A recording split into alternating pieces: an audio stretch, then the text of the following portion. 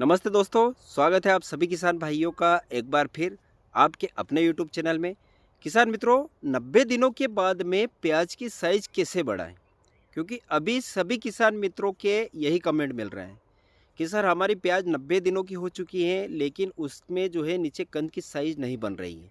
तो अब हम कौन सा स्प्रे करें, कौन सा फर्टिलाइज़र दें ताकि हमारे प्याज की जो है पर्याप्त मात्रा में साइज बन सके।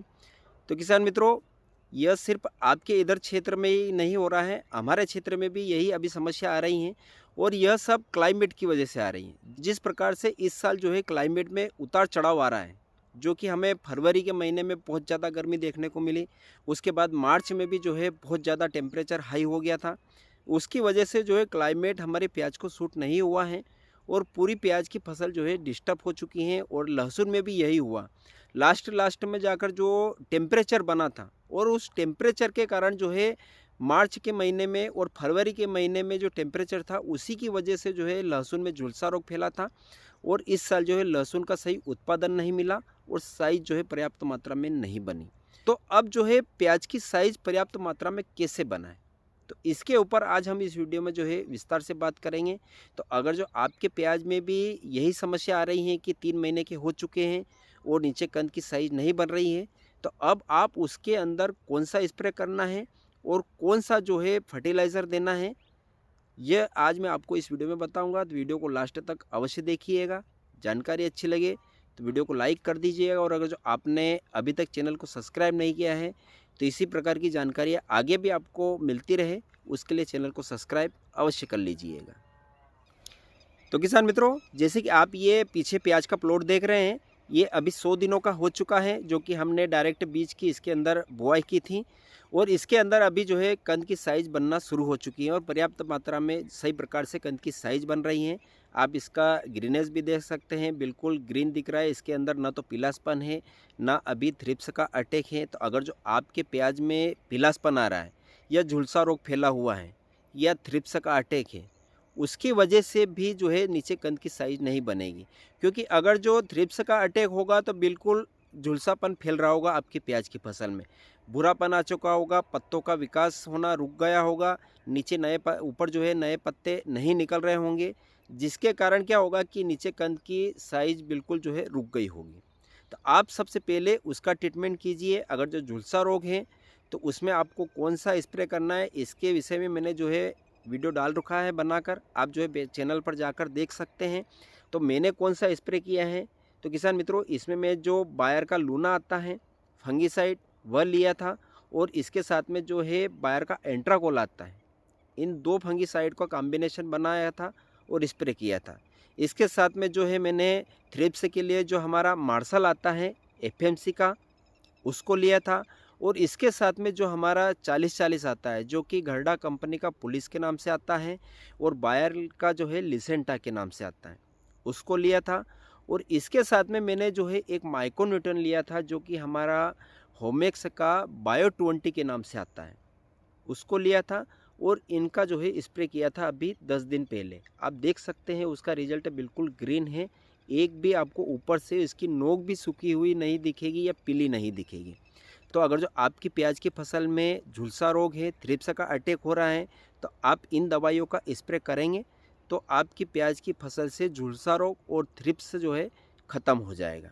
तो अब जो है किसान भाइयों, प्याज की साइज़ बनाने के लिए 100 दिनों के बाद में हम किसी भी फर्टिलाइज़र का उपयोग हमारी प्याज की फसल में नहीं कर सकते, क्योंकि प्याज की साइज़ बनाने के लिए लास्ट में 2 फर्टिलाइज़र की आवश्यकता होती है, फास्फोरस और पोटास। और फास्फोरस की पूर्ति हम जो है डीएपी के माध्यम से करते हैं और पोटास की पूर्ति जो है हमारा जो एमओपी पोटास आता है उसके माध्यम से करते हैं। तो इन दोनों का देने का जो समय है वह अब निकल चुका है। तो अब हमें क्या करना चाहिए, तो इसके लिए किसान भाइयों आपको क्या करना है, 100 दिनों की आपकी प्याज की फसल है, आप पानी पिलाने वाले हैं, तो सबसे पहले तो कैल्शियम नाइट्रेट ले लीजिए। कैल्शियम नाइट्रेट लेना है। कैल्शियम नाइट्रेट में आपको जो है कैल्शियम प्लस नाइट्रेट मिल जाएगा, जो कि कंद की साइज़ बनाने में बहुत ज़्यादा मदद करते हैं। पत्तों में ग्रीनेस भी लाएगा, पत्तों को हरा भरा भी रखेगा, पौधे की हमारी प्याज की कोशिकाओं को मजबूत करेगा, जिससे कि कंद की साइज़ जो है पर्याप्त मात्रा में और बहुत जल्दी बनती है।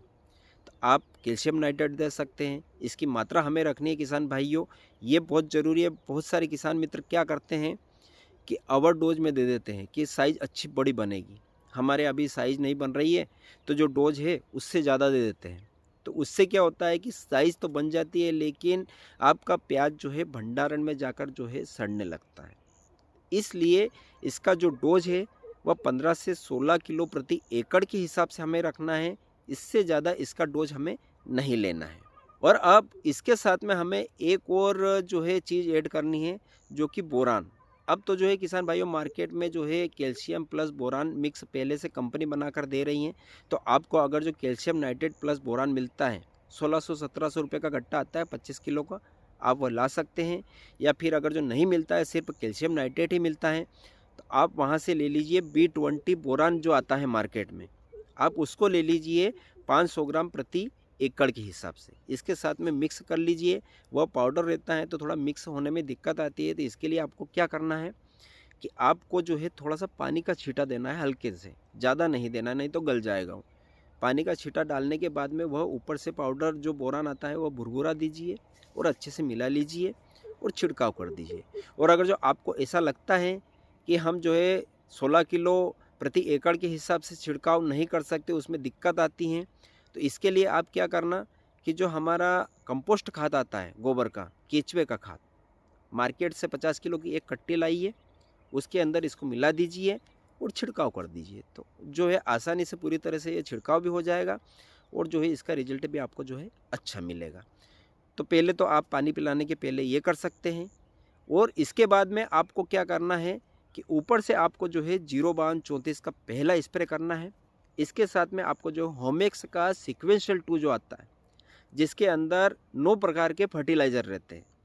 आज आपको उसके अंदर कैल्शियम नाइट्रेट मिलेगा, पोटास मिलेगा, बोरान मिलेगा, जिंक मिलेगा, आयरन मिलेगा, मैग्नीशियम मिलेगा, कॉपर मिलेगा। ये सभी प्रकार के जो है माइक्रोन्यूट्रिएंट रहते हैं। तो आप उसका छिड़काव कर दीजिए, पहला छिड़काव 05234 और सीक्वेंशियल 2 का। और इसके बाद में किसान भाइयों जब हम वापस दोबारा पानी पिलाने वाले हैं, उस समय आपको क्या करना है कि मार्केट से NPK 13-40-13 फर्टिलाइज़र आता है वाटर सोल्यूबल, आपको वह लाना है। उसका डोज रखना है हमें 5 से 6 किलो प्रति एकड़ के हिसाब से, इससे ज़्यादा नहीं लेना है। आप 5 किलो ले लीजिए, पर्याप्त मात्रा में है। और इसके साथ में जो महाधन का या दूसरी कंपनियां, बहुत सारी कंपनियां बनाती हैं, 0-24-24 करके जो खाद आता है, आप उसको ले लीजिए 25 किलो प्रति बीघे और 50 किलो प्रति एकड़ के हिसाब से।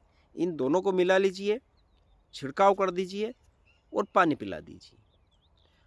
तो आपको इन दोनों के बाद में इतना बढ़िया रिजल्ट मिलेगा कि आपकी जो प्याज की साइज़ नहीं बन रही है वह पर्याप्त मात्रा में जो है बनने लगेगी। और लास्ट में जाके आपको क्या करना है कि जब हम लास्ट पानी पिलाने वाले हैं, उस समय आपको जो है 0050 का स्प्रे करना है। सिर्फ 0050 लेना है। उसका डोज रखना है हमें 600 ग्राम प्रति एकड़ के हिसाब से। छिड़काव कर दीजिए, यानी कि स्प्रे कर दीजिए और पानी पिला दीजिए। और पानी पिलाने के बाद में अगर जो आपके प्याज की हाइट अच्छी है, यानी कि पर्याप्त मात्रा में हाइट है, तो आप जो है किसी भी PGR का उपयोग कर सकते हैं, यानी कि स्प्रे कर सकते हैं। जैसे कि हमारा सिजेंटा का कल्टार आता है, आप उसको भी ले सकते हैं, जिसके अंदर पेक्लोबुटाजोल होता है। या फिर सोमोटोमो का जो ताबोली के नाम से आता है, आप उसको भी ले सकते हैं। दोनों में से कोई सा भी ले लीजिए और इनको जो है सीमित मात्रा में स्प्रे कीजिएगा। डोज बढ़ाकर ओवर डोज में कभी भी स्प्रे मत कीजिएगा। जो कि ताबोली का डोज है 50 ग्राम प्रति एकड़ के हिसाब से, और जो हमारा कल्टार आता है इसका 80 से 100 ग्राम प्रति एकड़ के हिसाब से डोज है। इसी मात्रा में आप डोज स्प्रे कीजिएगा, ज़्यादा मात्रा में मत कीजिएगा, अन्यथा जो है उसका जो ऊपर का कवर रहता है वह निकलने की समस्या आ सकती है। तो किसान मित्रों, जैसे कि मैंने बताया है उस हिसाब से आप अगर जो स्टेप बाय स्टेप खाद और स्प्रे करेंगे तो 100% आपके प्याज की साइज़ बन जाएगी और आप इसको जो है लंबे समय तक भंडारण भी कर सकेंगे। कोई दिक्कत नहीं आएगी भंडारण में। उसका जो कवर रहेगा वह कवर निकलने की भी जो है समस्या आपको देखने को नहीं मिलेगी। तो ये थे जो मैंने आपको विस्तार से जानकारी दी है। तो आशा है कि वीडियो आपको अच्छा लगा होगा, और अगर जो आपने अभी भी लाइक नहीं किया है तो लाइक कर दीजिएगा। फिर मिलेंगे एक नए वीडियो में नए विषय के साथ में। जय जवान जय किसान।